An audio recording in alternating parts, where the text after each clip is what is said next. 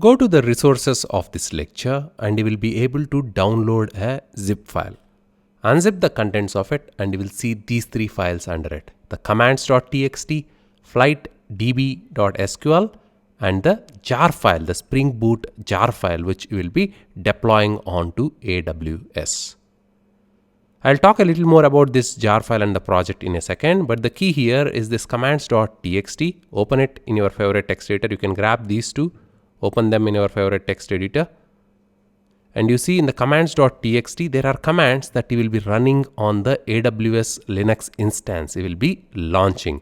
These commands will help you install Java, install MySQL server, set up the passwords for the MySQL server, and also go to the MySQL console where you can run the SQL commands. So once you do all that setup in the next few lectures, you will also run some SQL statements. So here is the database setup that is required for this application to work. This application is called Flight Services. It exposes out several RESTful endpoints. You need not worry about it. Once you understand how to deploy a Spring Boot application, you can deploy your own applications or any other application to AWS.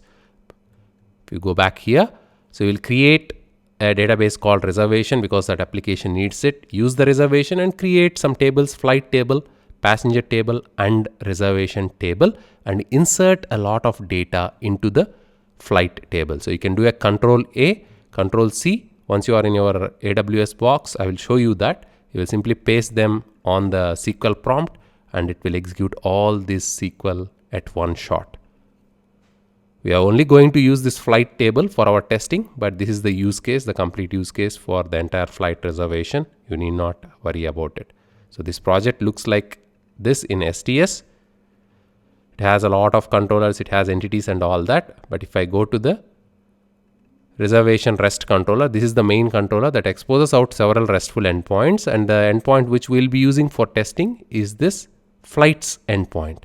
It will return all the flights from the database. So internally it uses Spring Data, JPA, and Spring RESTful controllers to achieve this. So all that is covered in several of my courses. Here the goal is to deploy this jar file called Flight Services onto AWS. So in the next few lectures, you will be using all these: the commands.txt, the flightdb.sql, and this jar file. Once it's deployed, you will be able to hit the RESTful service from your web browser. This is mapped to /flights. So you will say the AWS machine name :8080 and the URI.